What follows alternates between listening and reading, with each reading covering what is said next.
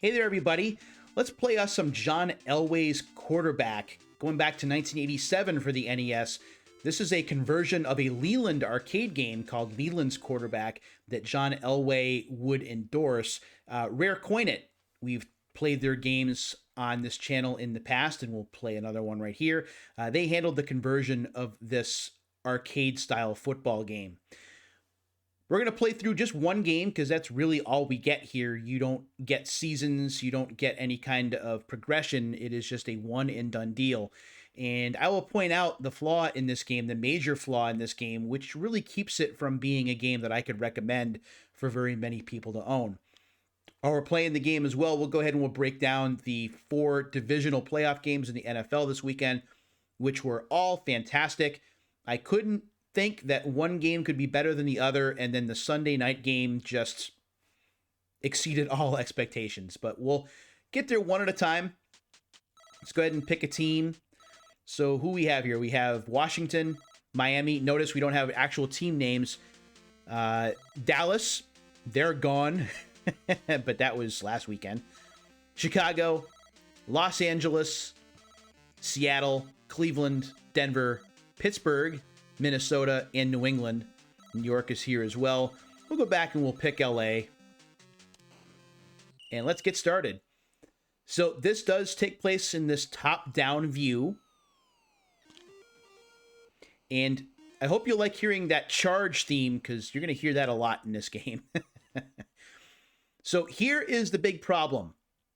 If you pick bomb, notice my running back is lined up to my left. My wide receiver is in motion to the right. Nobody covers my running back.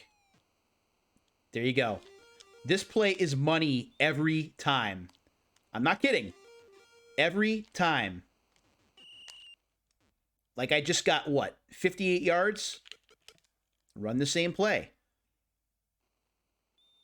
Wide receiver runs to the right. I have my running back lined up to the left. 2 plays, touchdown. And you just rinse, repeat. That's all it is. Now, you could make the game more challenging by trying to call other plays, but why would you? Like, it doesn't make any sense. If you have a play that works, you keep doing it. It's the same in actual football as it is in any kind of video game football. If there's a play that works, you keep running it until the other team stops you. And the problem with this game, while I think that Rare did an okay job with the conversion, is that the AI is just dumb. Defense is a little bit trickier. I don't do a lot of blitzing myself. I drop into coverage, and I see if I can read where the ball is going to go.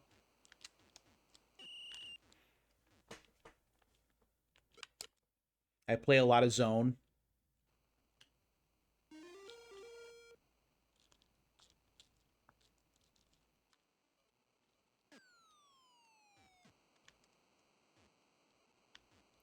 All right, I am missing. There we go. Yikes. Maybe this game will be like the Buffalo-Kansas City game where no defense can stop anybody. We'll definitely talk about those games in just a minute here.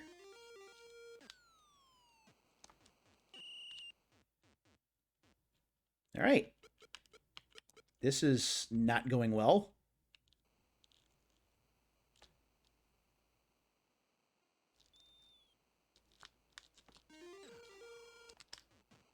And he gets the pick. There we go. Waited for him to make a mistake, and make a mistake they did. So let's talk about the divisional playoff games. What a weekend in the NFL this was. I have been watching NFL football games for years now, going all the way back to the late 1980s. And I have never, in all of my time watching football games, seen a weekend of close games that had me on the edge of my seat like we saw this weekend.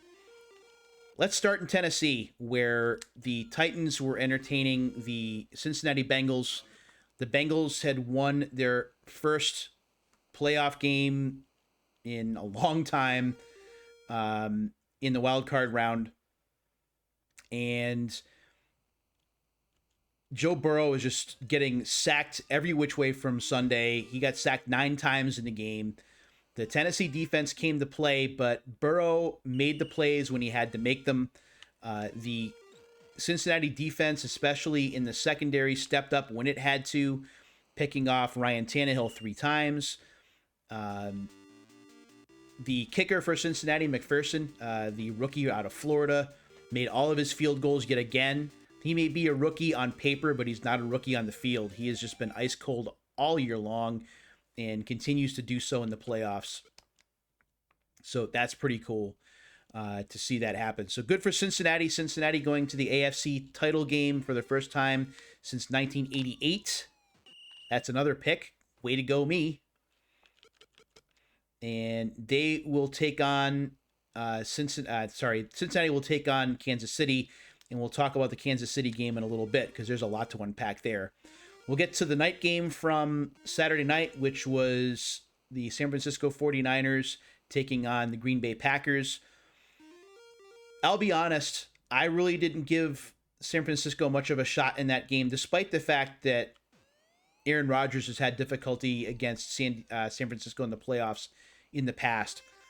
I thought that that Green Bay was going to be the team to beat in the postseason, even going to the Super Bowl. I thought that Aaron Rodgers was having an insane year. I thought that San Francisco would have an issue defending Devontae Adams, and I thought that that Green Bay would get their run game going, and it looked like that was going to be the case in the first drive of the game. Green Bay just took apart San Francisco's defense, and Aaron Rodgers was just on. But as the game wore on, there were issues with injuries. The weather played a factor where it started to snow, so the field started to become a bit of a mess, very slippery. And San Francisco just kind of executed their will, which I thought was pretty neat to watch. The last play, San Francisco's special teams really did a number when they needed to. Robbie Gould was just spot on.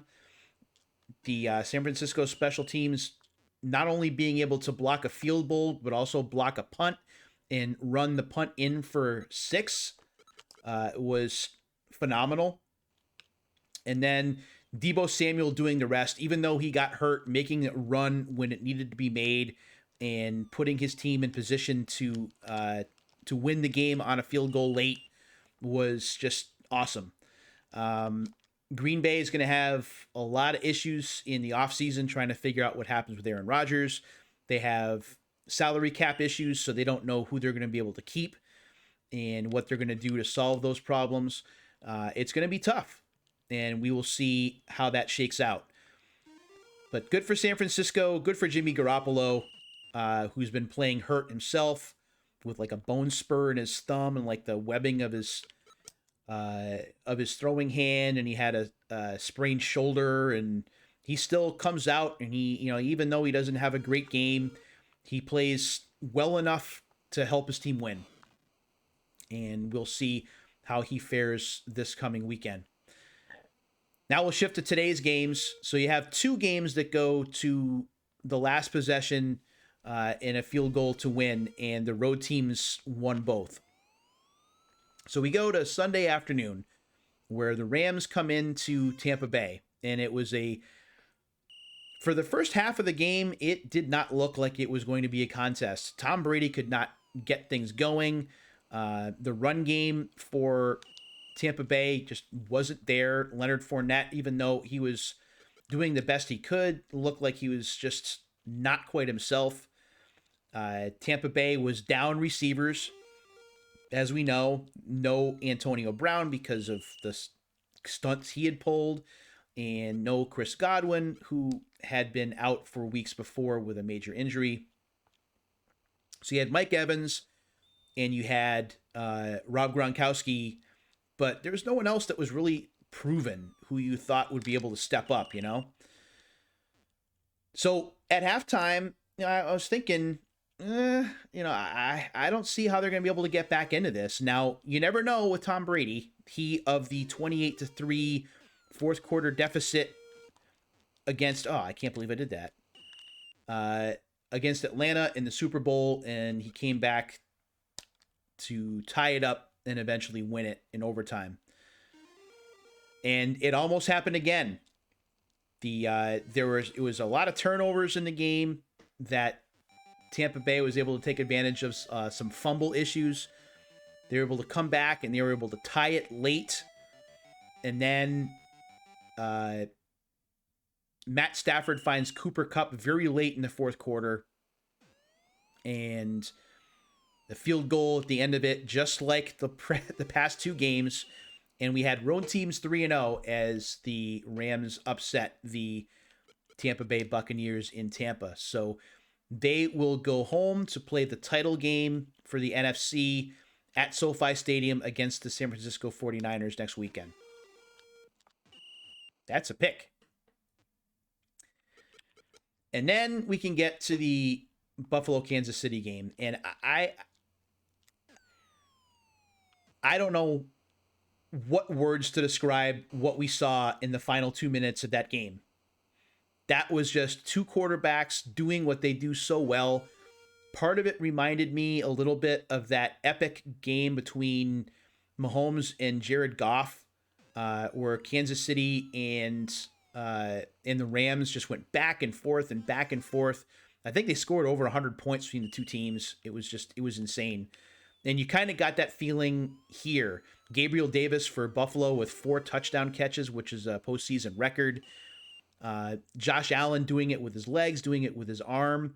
But you gave Pat Mahomes 13 seconds and timeouts to play with.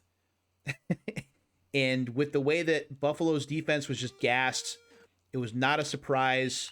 That's another pick for me. Look at me go. So we wound up going to overtime.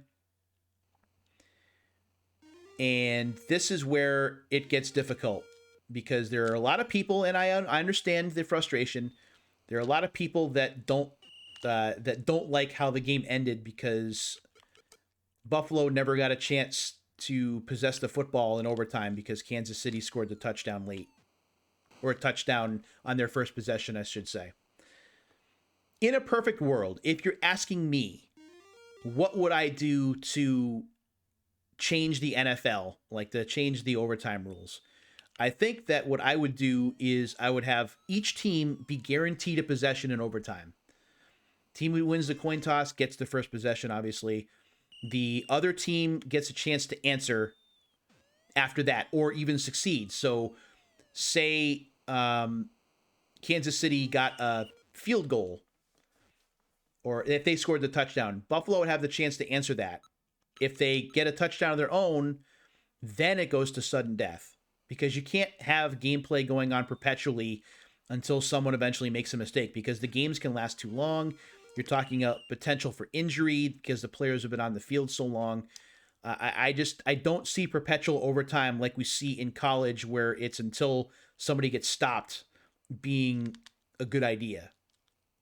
And I think that had my suggestion come into play, that's another pick, I think. If my possession, or if my idea had come into play, I don't think that it would have been any different. I think that the way that things would have finished was that Buffalo would score a touchdown after Kansas City did, and then Kansas City would score a touchdown of its own. Oh, I got down at the 1. All right, time to play something a little different. We're going to sneak it right here.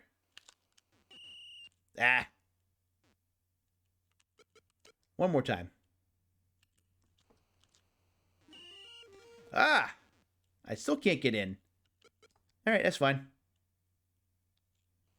Just 1 sec. I want to get it into the end zone here. On the outside, touchdown. Bingo, bango, bongo. I don't know how many times we've heard charge, but I'm pretty sick of hearing it. To make it a 49-0 lead. There we go. And another version of charge. That's the end of the third quarter, so it's 49-0. But as it turned out, Kansas City needed only one possession to get all the way down the field for a touchdown. It was Mahomes to Kelsey to seal the deal. It was an absolute classic of a playoff game. There was tension on both sides. I can't imagine how my nerves would have been if I was a diehard Kansas City or a diehard Buffalo fan.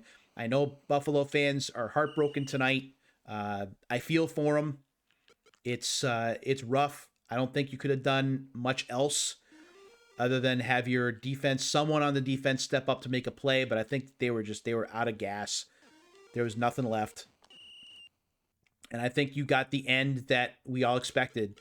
One of my Twitter buddies mentioned that if Buffalo had lost the coin toss, and he's a Buffalo fan, he had mentioned that if they lost the coin toss, they were going to lose the game, and that's exactly what happened.